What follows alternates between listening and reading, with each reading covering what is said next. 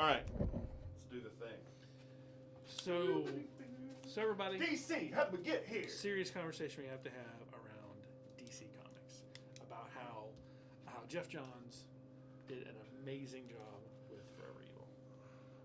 Yes, he did. He really did. Like, There's no like the Trinity War that we covered last time, I wasn't completely in love with it, but I genuinely savored each issue of this. And, if you were going for issues, it's what, 7? Yep.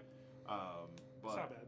Okay, so before we get into the actual recording, to catch you up on DC, how do we get here? We're going to focus on Batman: Death of the Family. I didn't bring the trades. We're going to talk about Year Zero, and the reason that it's really important to do the Bat run is because Snyder and Capello's run some of the best comics you'll ever read. Oh yeah, I mean, really visually fantastic. Is it something about and Snyder and these bookmark right. like 3 and 7. It's like this is where he really gets in high gear and stays there until Endgame. It's interesting. And then he bows out, and Tynion comes in and finishes up. Which is what Snyder does. That's what Snyder does because makes me want to ask questions about his wife. Because honestly, if you've got Tynion on your side, but pretty much it's like, all right, here's what I'm going to do. I'm going to do this until that point, and now James, it's your turn. Yeah. What? Me? Awesome. I mean, because it's James Tynion. He's pretty fantastic. So we're going to get into Batman first, or we're going to do Forever Evil first? Well, I was going to ask you that question before I pressed record on this here. So let's do Batman first. Let's do Batman first? Yes. Did you read all of the Batman stuff? I've read all that stuff. See, I haven't read it in a long time, and I kind of thumbed through it because I really spent my week on that. This was my favorite thing, though. My favorite of almost, except Court of Owls, is right here. Because... See, I like this better than Court of Owls. See, Court of Owls is more intrigue. There's more, you have to think about things a little bit more. This was just much more fun to read because of what he does to these people. Oh, I mean, so I'm going to say that we need to spend 20 minutes on these combined, maybe. Sure. And then the rest of our time is going to be on Forever Evil. Forever Evil is a big event. Yeah. I mean, it's self-sustaining. You don't have to do anything special, but it involves damn near every part of the 52 universe. Except for most of the Justice League. Well... I mean, that's the beautiful part of it. But they've already been defeated, so so I was thinking about it. It's like whatever was going on in single issues at this point in time had to be out of continuity. Oh yeah. And that had to be a little bit frustrating. It's like, ew, what are they doing? All right, let's boot in. Do the. Hey everybody, how are y'all doing today? I'm David. I'm Garin. And we are doing How Did We Get Here? Part 2 DC of the new 50. Is this part 2? This is part 2. Yeah. We did Marvel. We did the introduction for DC New 52, and we did Trinity War last week. And this week we're doing 3 really awesome key pieces. I mostly read Batman through the New 52. I played with Justice League toward the end. I didn't read any Flash, didn't read any Green Lantern, didn't read any Superman. And doing these, how did we get here? I've been reading a lot more. But you could do all those things. But we discussed Superman already. We discussed about that last week, and even what happens to him at the end, and where our Superman has been. Well, we're going to do Final Days at some point. Yeah, we'll do Final Days. We'll talk about Convergence, and we'll discuss the where John Kent comes from in the Convergence universe, where he appears. I mean, those are all things that happen, but Scott Snyder, Greg Capullo, their version of Batman is iconic. In fact, their version of Joker is iconic. I think that. And we pointed out, this face is not amongst the 3 Jokers. Nope. This image of him, the slicked back hair, the high and tight, that's not here. This doesn't exist in Fabok's art. It doesn't exist seemingly in Jeff Johns' writing. We don't know what's going on. Did he just go hipster for a couple of years, or did this? And this Joker is in metal. Yeah. This Joker absolutely is in metal. Oh yeah. Which we'll get to metal. Oh, just that's another part of that yarn twist we need to pull. We talk about Forever Evil. We're going to talk about Jeff Johns too, and kind of his genius, because he is very much a comic book genius. He understands how things work, and he understands their people's. He understands the characters. It's like when you read Astonishing X-Men from Joss Whedon. He genuinely understood who these people were as characters. One of the reasons Firefly was so good and Buffy was so good because he understands how people think. The best writers are the ones that actually understand the characters, or they're Chip Zdarsky and they're just a great writer and never read a Spider-Man comic and still wrote for Spider-Man really well. So I mean, Nick Spencer's doing it. he started that way. So different thread. So Death of the Family may be my favorite Batman story ever. It's top 5. Yeah. I prefer it over the Millerverse stuff. We'll split on. We'll agree to disagree on the Millerverse stuff because that's always gonna be my favorite. But of the Batman runs that Jeff Loeb and Tim Sale did that whole Haunted Night, Long Halloween stuff, which is amazing. You've got, but in the modern universe, you've got Miller. You've got now we've got Curse of White Knight. We've got White Knight. So now we've got the White Knight stuff. Murphyverse. And Murphyverse. But I would put Murphyverse ahead of this. But I don't know, this is tough. But if you haven't read White Knight and Curse of the White Knight, but the Snyderverse, the New 52. I mean, it's because really the Snyderverse is what brought us Last Night on Earth. They say, if you think about it, Last Night on Earth and this are rolls out of Endgame. They're connected to each other. So that's the big thing. So that's another part of that thread that it is in continuity. It's not in continuity because it's future continuity. So yeah, how does that play out? Where does it work? So Death of the Family, which is Volume 3 of Batman and the New 52, opens on Joker breaking into Gotham City PD to steal back his face, which has been surgically removed. And Batman and Joker's been running around with bandages. Well, and Joker's daughter, quote unquote daughter, who was not his daughter, had the face because she found the face and has been using it, calling herself Joker's daughter. Yeah. So yeah, that's so he breaks in and basically Joker gasses / kills a good portion of Gotham PD. Bat shows up talking to Gordon and's like, what happened? Joker attacked. And then for the rest of the run, Batman is basically trying to catch up to Joker's moves. Joker it's unusual. Joker isn't usually 2, 3, or 4 steps ahead of Batman. I disagree. I think that's the best Joker. Well, the best Joker is, but that's not always how Joker is. I think that's why I don't care for the Dark Knight stuff. No Joker. What do you mean there's no Joker? But it's not centered on. Well, it is. I mean, there's a Joker that's been rehabilitated, and they bring him out as a slick new. I'm better now. That's what makes it so good. And Batman has to go. No, you're not. Yeah, I'm taking you down. One final taking you down, buddy, because you're not gonna do this anymore. So that's the Okay, I'll have to reread it.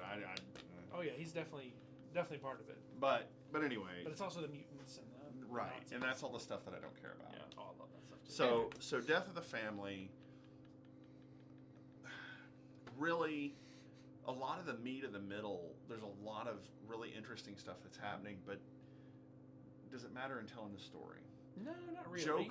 Joker gets his face back, and Joker goes to Harley and says, "I need to make you perfect.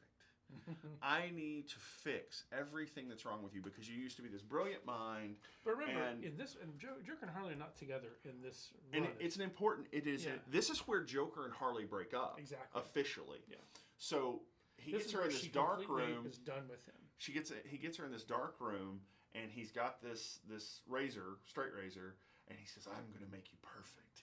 And the lights go out, and you hear slish, slish, slish, and the next thing you see is her reach up and turn on the light, and she's dressed as Red Hood, the original Red Hood. Yeah. And Mr. J, and he's disappeared. Now, if you go read the Harley Quinn tie-in at that point in time, you find out he ties her to a gurney. He's going to perform surgery on her, cut her face off. She won't go along with him, fights him off, and he takes her and cages her up and says, "You think you're my first Harley? You're not even my 5th Harley."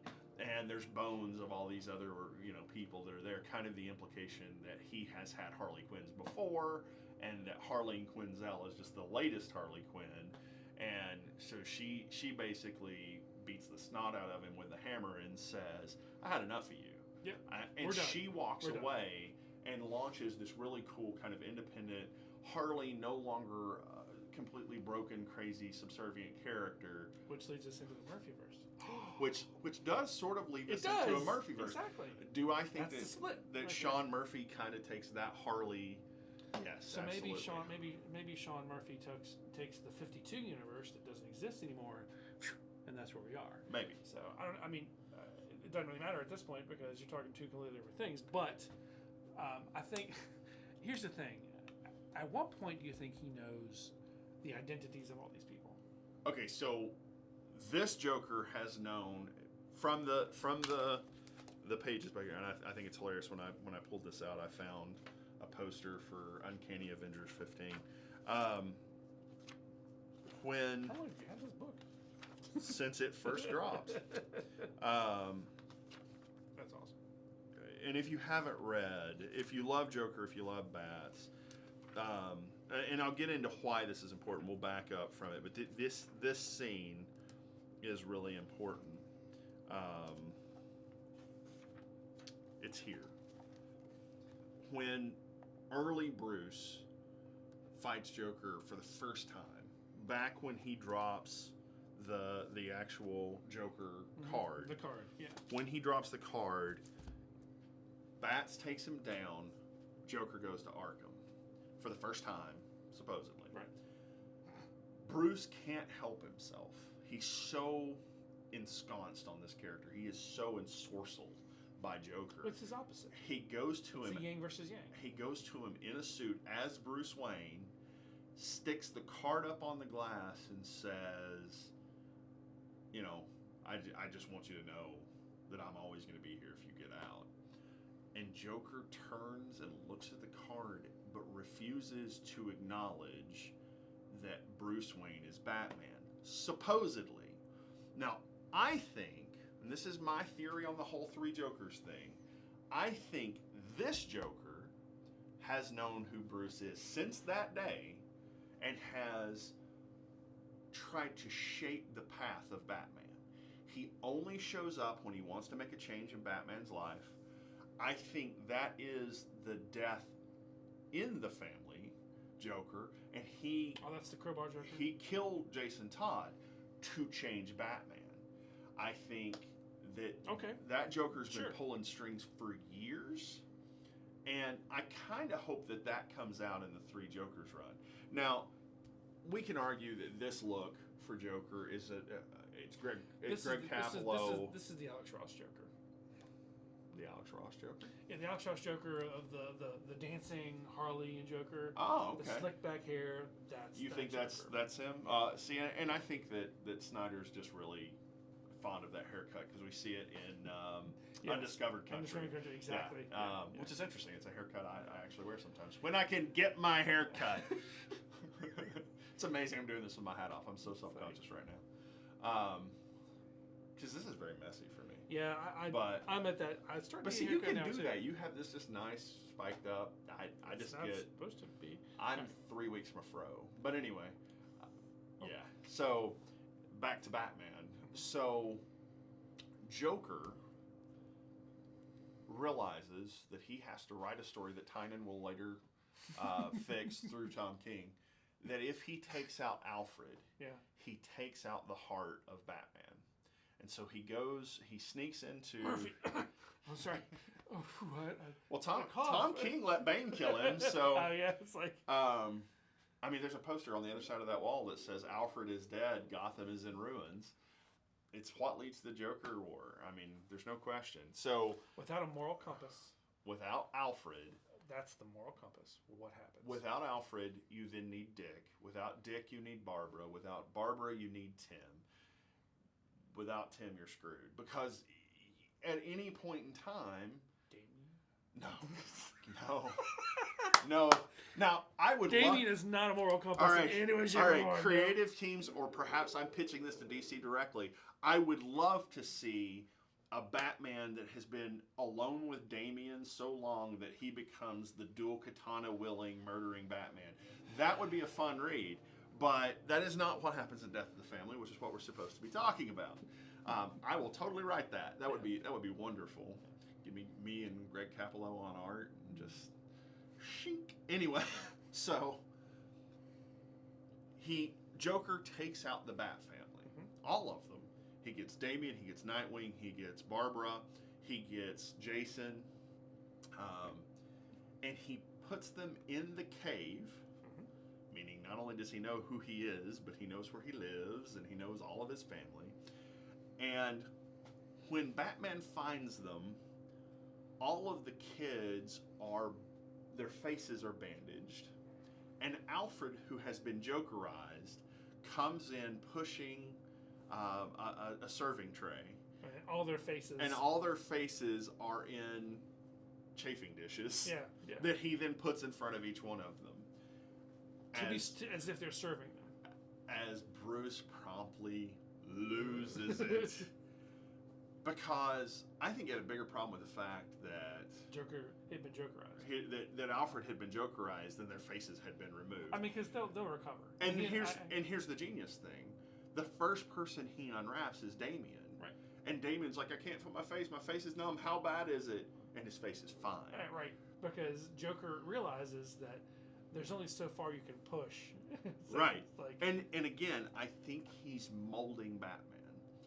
And this leads, basically what comes out of this is that, with the exception of Alfred, who he cures, Bruce pushes the entire family away from him. Which he talks about in Forever Evil. But he always does. He does this in Rebirth. He does it. He did it. That's why Nightfall happened, because he kept pushing people away, and he drove himself to the point of exhaustion. He couldn't take anymore. What Tom King did was interesting. Is the family was away almost the whole time, right?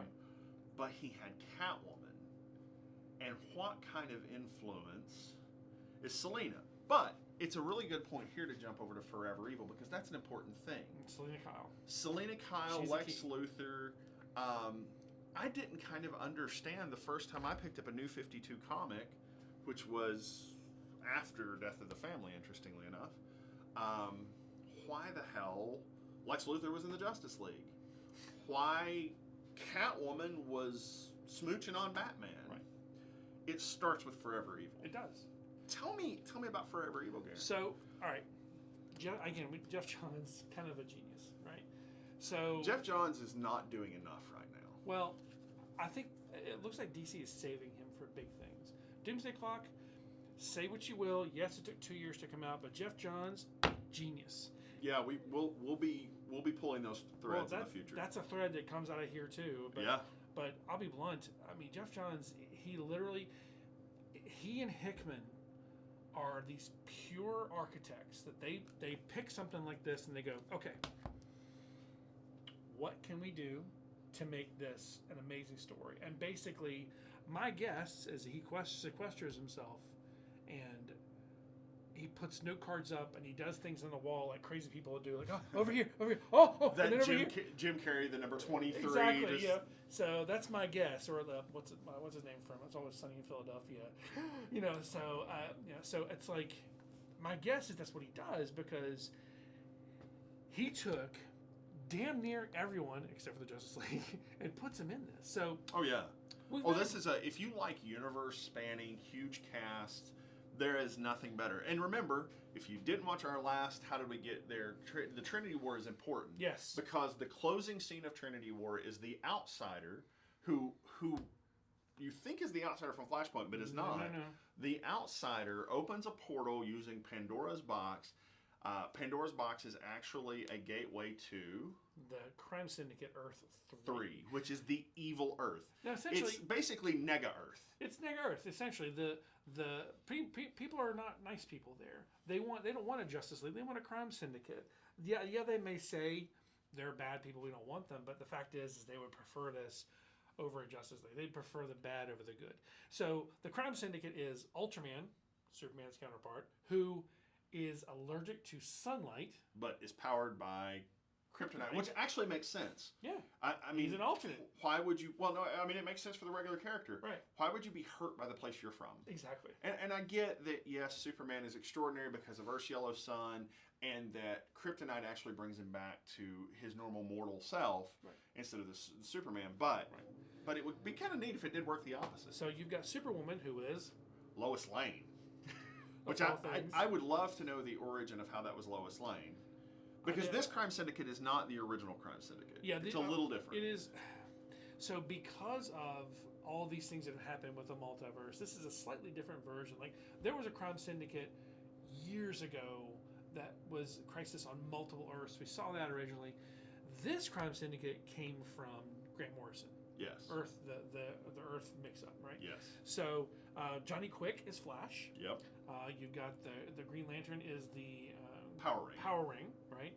And you've got, now you know, Firestorm, you have Deathstorm. Oh, Deathstorm's my favorite. I mean, what a great character. But Atomica... And it's just Stein. It's just Professor Stein. Yeah. Not Ronnie... They don't need the Matrix. What's his name? Ronnie Raymond. Thank you. I knew it was an R. I just didn't get the last name. I want to say Reyes. And theirs is not Reyes, but theirs is, and it's Atomica, not the Atom. Right. What else? Owlman. Who is Thomas. Right, so essentially... Now, is that Thomas Wayne? Because I didn't know. I read the whole thing. I'm like, Thomas. In this Earth, Thomas Jr. kills Thomas Sr. and Bruce to take over the family fortune. And, of course, Alfred helps him. Okay, do we know the name of this Justice League run? Because I need to read that. They talk about it in here, but I can't remember where. It's Grant Morrison. It's Grant Morrison. This is Grant Morrison, so I think it should be in the... How could we do a Grant Morrison special and not talk about that? Did We got to get with Triple D again. Yeah, we're gonna get Triple D and talk about just the Grant Morrison run of this. Yeah. Anyway, so that essentially is the crime syndicate, and they knew, but all the Justice Leagues are pretty much all decimated or taken down, right? And so that happens as soon as they arrive. Yeah. That somehow Firestorm absorbs. So the first thing that happens, besides the Outsider, is that Grid, who has been inside of Cyborg the whole time. Yeah. She just decimates Cyborg. Rips the metal out of, and that actually becomes important again later in Darkseid War and this other stuff. But the Grid rips free of Cyborg. Right. And Catwoman and Batman grab Cyborg and are trying to get him to safety. They're actually the least powerful people there. Right. They have no superpowers at all. And the rest of the Justice League inside Firestorm. Yep. They get caught in the Firestorm They Matrix. get caught in the Matrix. Yeah. That includes Wonder Woman, and that includes everybody. Yeah. Right? So, okay, so one of the big things they do is they shut down the power grid to release all the supervillains.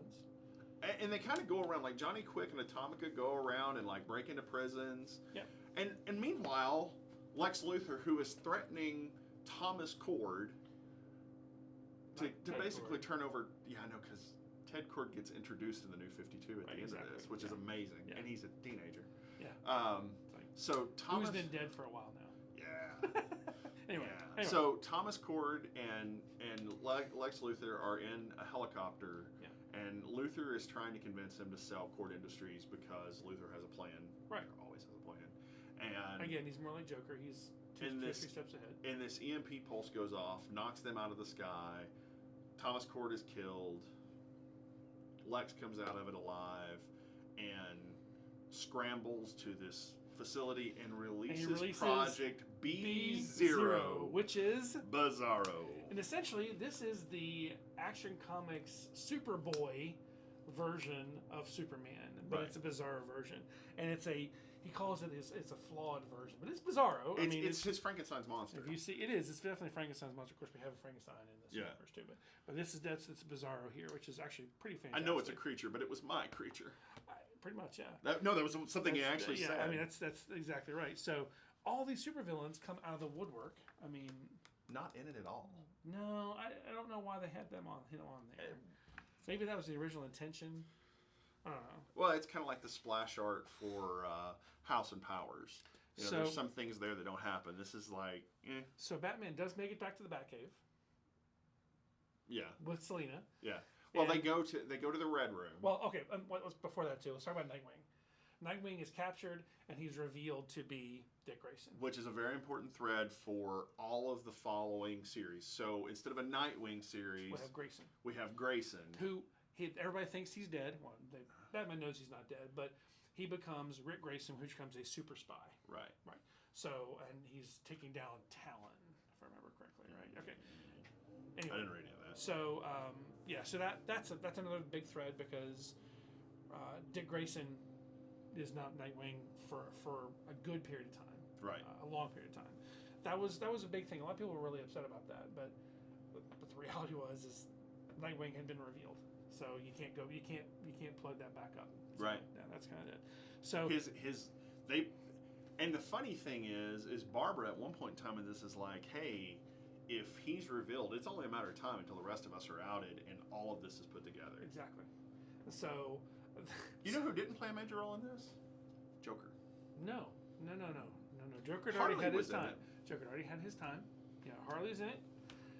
When Harley's becomes kind of a good guy, which is kind of fun. So what's interesting, this is when you start to see Harley realizing her full potential. Yeah. And who she really can be. Because in the Suicide Squad, the run of Suicide Squad in 52 with Harley's being her best self.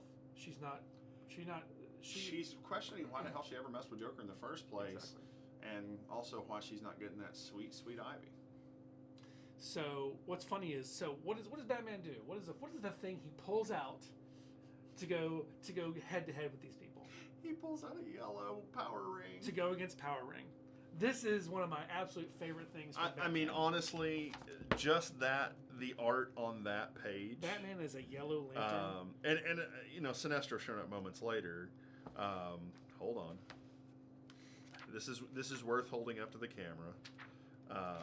Also, guys, if you're triggered by substance abuse, don't pull this because Ultraman's snorting. No, it's where they're in the sewers. But Ultraman's snorting kryptonite. There you go.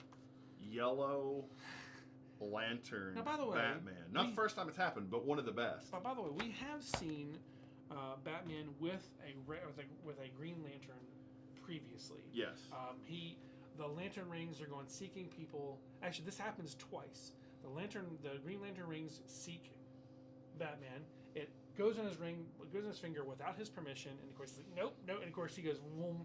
I mean, it's not just a lantern; it's a bat lantern. He literally goes full green, and of course he takes this ring off as fast as he can. He says, "No, that's not me." Throws the ring away. Now, when the yellow ring does this, he keeps the ring because he sees the potential. Yeah. Because let's be honest, he would be a better Yellow Lantern than his whole reason to be a bat is to strike fear. So and so he resists the ring, which makes him and the ring vulnerable. Power Ring, who is full of fear all the time. Right. It doesn't affect him. He destroys the yellow ring with no problem. He crushes it in his hand, and then he gets it pretty quickly. And Sinestro shows up like, "Who's got my ring? Who has my ring?" Oh. Yeah. And then he promptly whips the hell out of Power Ring, and that's important. That's an important thread because Cruz ends up with that ring eventually. Yeah. But it's funny. The ring talks to him. And he's like, "Charge me, you little bitch. Yeah. Charge me, you freak. Charge me out." But Sinestro cuts off his hand, which separates him from the ring. The ring flies off and is like done, and then Power Ring dies. Power Ring, Hal Jordan, dies because Harold Jordan, excuse me. But he didn't want this anyway. Mm-mm. This wasn't a power he ever asked for. This lantern chose him, and it has been torturing him for his entire life. So, which all has to be part of that great Grant Morrison run. Yeah, So, what's interesting, what's funny too is in the animated series a long time ago, we see this Justice League, this crime syndicate, and we see our Justice League going to their universe because there's no Martian Manhunter for them. Right. And you go see there, and you see the good Luthor. You see him. Alexander. Well, you see that the Luthor in that universe is a good Luthor who's been fighting this crime syndicate. Well, and that is the version of Alexander Luthor from Crisis on Infinite Earths that ends up with Superboy Prime. Exactly. But then kind of screws with his mind forever. So So one of the more fun pieces of this is Black Adam and Ultraman throw down, and Black Adam says Shazam and strikes Ultraman with the magic lightning. right. And he's like, really? Magic doesn't do anything to me. And then just grabs his face and crushes his jaw so he can't say it again, and promptly whips the hell out of Black Adam. So Luthor, during all this time, the Deathstroke and a bunch of his cronies show up to kill, with Power Rings, show up to kill Luthor, Right. Lex Luthor. And that's when Batman intervenes and Sinestro intervenes. And Destro then joins Batman. And Lex Luthor looks at Deathstroke and he's like, do you really think money's going to mean anything if they take over the whole world? How about this? How about you work for me, and when this is done, I write you a great big check. Interestingly, the check at the end of the book to me is not all that big. I'm like, 250 grand for all that? Like, if I'm Slade... 250 million would be No, right. yeah, it's like $250,000. Like, no, I ain't fighting Superman for $250,000. You're out your mind. Now they put Grayson in this murder machine. Right. And of course, the whole time there's this masked person. He's got not a mask, but like a cover of their face the whole time. Mm-hmm. Right. Who's that? Alexander Luthor. And what does Alexander Luthor do? Alexander Luthor, who had his mouth taped shut and a hood on when Batman and Bizarro and the whole crew come to free Grayson. It wasn't Batman. Was it Harley? Yeah. Somebody takes his hood off and uncovers his mouth, and the first thing he says is Mahaz. Mahaz, which is Shazam backwards. And he becomes Black Lightning, which is amazing. He's not Black Adam, no, but he's Dark Shazam. exactly. And he was part of the Syndicate, Yes. but he's so powerful. They didn't want him. Yeah, They were afraid of him. and so they got him powered down So- using Lois's lasso of submission But then you figure or out subversion. this is at what point does Lois admit that she's pregnant with his kid, not Ultraman's kid? Well, so you don't actually know the truth of any of that because she says she's pregnant with Ultraman. Owlman's kid first Yeah. to Owlman. She tells Ultraman she's pregnant with his kid, and then kind of toward the end of it, issue 5, finally issue 6, admits she's it's like, actually- no, it's... So what that means is Lois has been like bed hopping. Like, Superwoman is a little bit of a hoe. Yeah, pretty much. Apparently, Johnny and Atomica do the thing, but everybody else does Lois. Right. Yeah. Shazam, the Black Lightning, steps on Atomica. No, Lex Luthor Lex stomps Luthor, on... Lex Luthor did. So Black Lightning kills Johnny Quick, Oh yeah. steals his powers, Right. and that's the whole thing that... Because it's not Speed Force for them. There's no Right. Speed Force. Right. This is just it's his power he's got. Right. So once the power's gone, it didn't matter anyway. So he kills him, takes his power, and he's powering up to take out Ultraman, who is now powering up. Now here's the thing. Here's my question that I have at the end of Forever Evil. What is the universe destroyer that's breaking it's open? Anti-Monitor. It's Anti-Monitor. They think it's Darkseid. They're like, oh my God, Darkseid's coming. We have to prepare. No. Darkseid is terrified because the Anti-Monitor can take down Darkseid. Wow. It is the Anti-Monitor that's destroying universes. This is leading So into... Crime Syndicate escaped Earth 3 before Earth 3 was destroyed. Right. They knew what was coming. They saw it coming, and they're like, hey, listen, let's do this. Let's go to this universe because we can survive there. Convergence is more important than we've given it credit for. Well, Multiversity then even more important than we've given it credit for. Multiversity is extremely Convergence is important, but multiversity is even more that's the important. biggest key. Wow, that's really cool. So I read through this whole thing and I'm going, what's the red crack in the sky? Why are they afraid of something like? And Ultraman thinks he's powered up to the point that he can defeat. Anti-Monitor. Yeah. The only thing that really... Could he have? Maybe Superman could.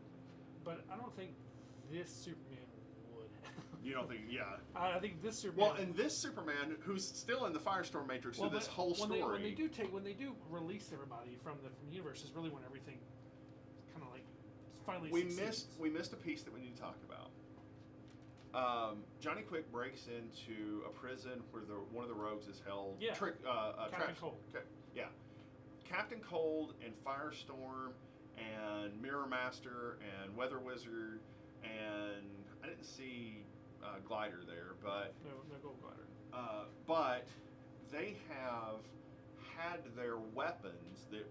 They were just people with weapons originally. They didn't have superpowers. And their weapons have been made a part of who they are. Right. So that's why Captain Cold in the New 52 had frozen arms and could shoot. Yeah. He becomes a metahuman. In this, he gets depowered. Right, and they have to make a gun for him. And he goes and makes a gun for himself. Well, that's the thing. So the best part is before they take Lantern's hood off, or Shazam, Black Lightning's hood off, has him. Captain Cold, which was in the group that was going to rescue the other heartbeat that was there. Yeah. Captain Cold is getting held up by the throat by Johnny Quick, and he's got his gun, and he's like, you're not even a metahuman. You can't do anything without your paltry little gun.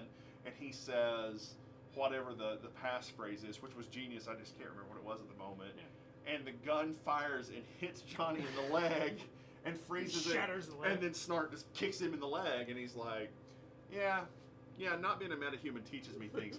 The Flash and I have an understanding, but you're not the Flash. You're not the Flash. Exactly. And then they unmask Black Lightning, and it goes from there. And I'm sure there's little bits that we missed. Black Manta kills the Outsider, stabs him to death. And one of the big things we missed at the very beginning was the Sea King didn't make it. Didn't make the crossing. Yeah. So their Aquaman did not make the crossing. Yeah, he died. And it wasn't Arthur.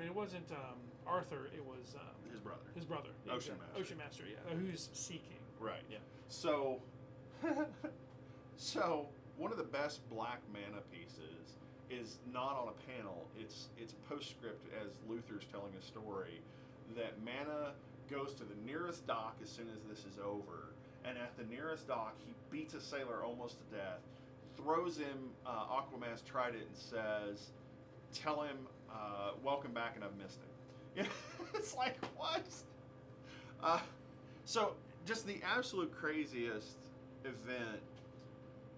What comes out of this, man? Like, we get Power Rings Ring has been seeking somebody to hold it. So this is the thing. Currently, there is no crime syndicate in Rebirth. These characters from here don't exist in Rebirth that we know of, but Death Metal is coming. Well, and Darkseid Wars kind of digs back into a little this. bit, but not bad. Yeah. So, but by the way, we will talk about Darkseid Wars. I think we're doing Future's End. Future's End next week? Yeah, I think Future's End is the next logical thing, which leads kind of into Convergence, and then Multiversity, and then Darkseid War, Final Days of Superman. Yeah. So that's a big deal. That's and that would catch up to almost to current for Rebirth. Yeah, that would catch us up to Rebirth. So, and we'll talk a little bit about Rebirth, but let's be honest, you guys, if you've been listening and reading, it's like we've been... Actually, at that point in time, you can kind of go back and figure out where you want to tag in with the podcast. Exactly, because and just listen to what we're talking we about. do discuss Rebirth. Like, I don't know where we started in the Superman, Batman. Where did we start at Rebirth? Because we did Rebirth at the very beginning. Yeah. You and I didn't know each other when it first came out, but we started pretty early. Yeah. So like issue 20 or something. So let's talk about Endgame.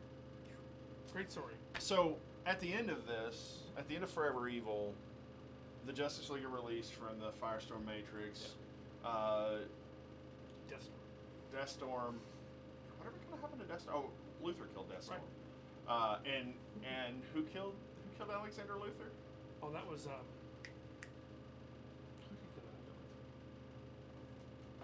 Wasn't it Black Adam? Black Adam?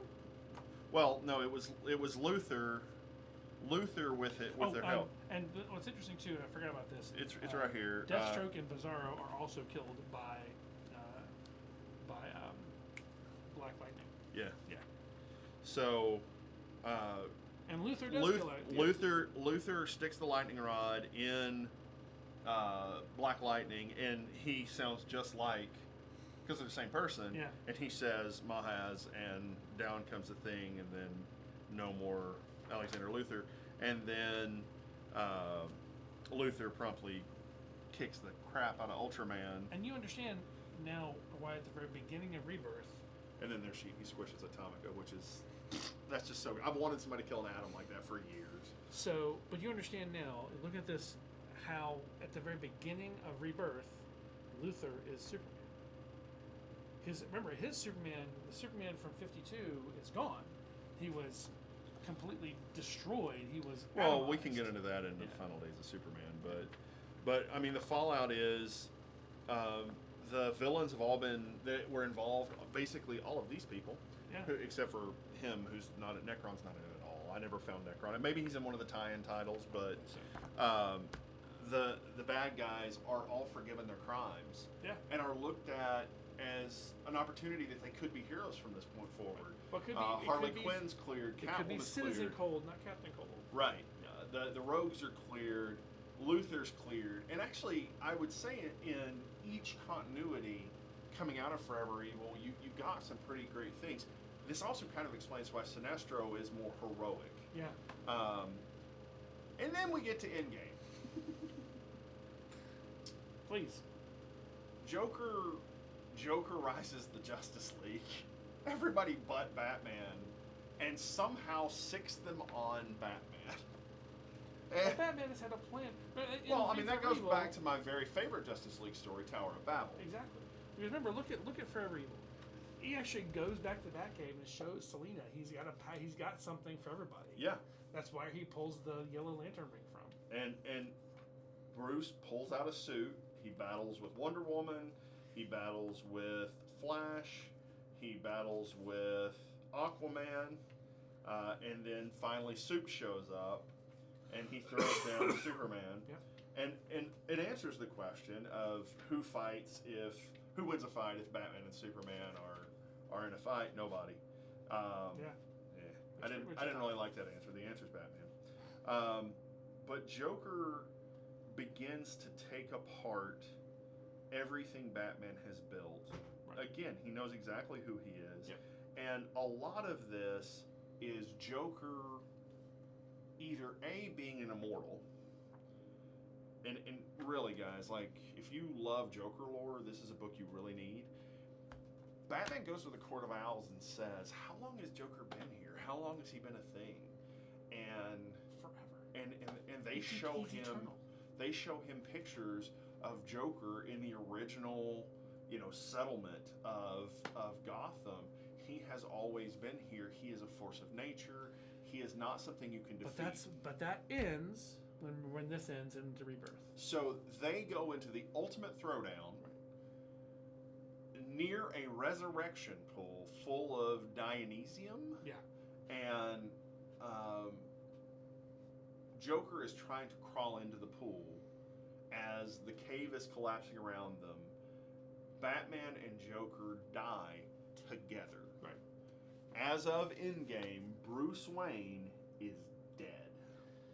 This is what spurs on the bunny suit, which is the Gordon bunny suit. Gordon as Batman. Yeah. Now, I'm sorry. That was a very lame attempt at doing something clever. The bunny suit didn't need to be a bunny suit. It could have just been a bat suit, like an Azrael type bat suit. Well, but Little Boy turns out to be the prototype for Terry McGinnis's suit. Right. So you can mock the robot suit with the bat ears. Yeah. And all of that, and the fact that it's a robot that's completely autonomous of Gordon. Gordon can be in his ninja suit while it does its thing, or he can beat them together and they're twice as powerful. Right. You can mock it all you want, but at the same time, it sets the stage for Batman Beyond. So it is a thread. Were you reading this when Batman was killed? Yes. Okay. So, funny story. I lived in Roanoke, Virginia. That's my hometown. At the time, I was reading comic books, and I was getting kind of back into it. I actually started a little heavier, and I'm like, I heard there was issue 40, right? 48, 40, I think. I think it's 40 when he dies. Maybe you're right. Yeah, I think it's issue 40. It's an ultimate issue. So issue 40 comes, and my local comic book store I had been buying from. Mm-hmm. There, and I'm not going to name them because it was hubris, but I go to them like, hey, it was Wednesday. It was 11 a.m. Like, look at the new Batman. They're like, oh, we don't have any. I'm like, we don't have any? What? It's like, well, we do have some, but we're selling only subscribers first, and then we'll put them out at some point, probably for about $30. I'm like, what? And this is the first time I'd ever heard anybody doing this before. In fact, it was very insulting to someone who was literally just getting back into the comic book industry and trying to kind of re-energize himself. So I'm like, so that's it. I think, oh well, you'll eventually see him, but we're not doing it right now. So they said, well, the reprints will be out at some point. I'm like, kind of want a new one. That's a big issue. Like, yeah, we know it's a big issue. That's why we're going to sell it for this. I said, but you don't have anything right now. So no, we'll figure it out at some point.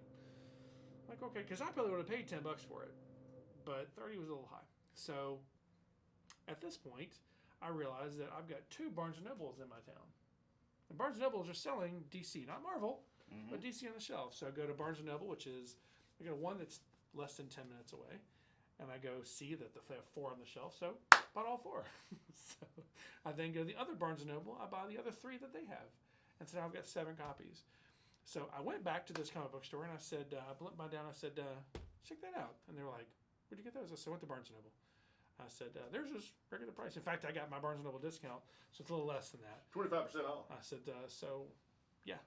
How much you want to pay? How much you want to pay for these? You want to pay $30 for these? And they were like, well, that's just insulting me. No, dude. You have some behind the counter. You could have sold me one, but I went and bought others. So here's what I'm going to do. I'm going to take one for myself. The others are going to go on eBay, and I'll make some money. And so I walked out of the store. And by the way, I never bought another comic book from that particular place again. It wasn't because it wasn't that they were going to try to sell me something at an expensive price. Not at all. It's that they refused to sell me something that they had perfectly good. They just were trying to see how much they could get for it later on. If they'd said, hey, $10 because it's going hot, I would have said fine. I would have said no problem. And there are comic book stores that do that. They mark things up that are really special the first day. Oh, your comic book shop does. But I understand that. I get that. That doesn't bother me. But refusing to sell it because it was going to be hot was just wrong. It's like, come on, man. I'm willing to buy it right now. So, but yeah, that was a big one for me. This is one of my absolute favorite storylines from Batman. Oh. And so Death of the Family really is in depth a Joker story. Oh yeah. Endgame is a Joker story, but it's Joker lore. Oh, it's. I mean, it's. Oh yeah. The current happenings. I mean, the fact that they end up dead together, but then they don't. And we'll visit the threads that come out of that a little bit later down the run with Metal and with Last Night on Earth. This, if you've got Last Night on Earth and you've not read this, you don't get the full impact of Last Night on Earth. And I don't want to spoil that here. I mean, I know Last Night on Earth is out there, but I don't want to spoil what this means. The volume 8, 9, and 10 of this Batman run, which is, 24 issues, is probably one of the most underrated runs in the history of comics because it sets so many threads for things we see again. One of the questions being, how have we had Batman at 25 to 35 years old forever? Right. And interesting enough, Jonathan Hickman stole the concept for how the X-Men are eternally youthful. All right, guys, I hope you're enjoying How Did We Get Here for the DC Universe, Marvel Universe, whichever you prefer. I hope you're watching both. Hashtag, is it Monday yet? I hope very much that this is helping to fill the gap of new comics coming out. We kind of worked hard on this and invest time, money, energy into kind of keeping you guys entertained. When you have to go back and reread things you haven't read for a while, one thing it does do is it gives us it gives me a certain amount of pleasure going, yeah, oh, I remember that, man, that was cool. Rereading Generations is painful, but that's okay. The only reason I let him do Generations is because I know exactly how painful that reread was. Anyway, so thank you guys really for listening. We appreciate it. Hopefully we'll have new comics for you in a couple weeks. I don't care. I'm going to enjoy what we'll see what happens. And we're going to continue to we're going to get caught up to the current continuity. Whether comics come back out or not, we've committed to, we're going to get the threads caught up. Yeah. There's more threads to pull with DC right now than there are with Marvel. Yeah. So we've probably got another 3 or 4 weeks of these that we can do. Oh, God, yes. And we'll maybe up to 6, and we'll get all these out there. I think they're really important. So yeah. thank you guys so much for listening and watching. We appreciate you.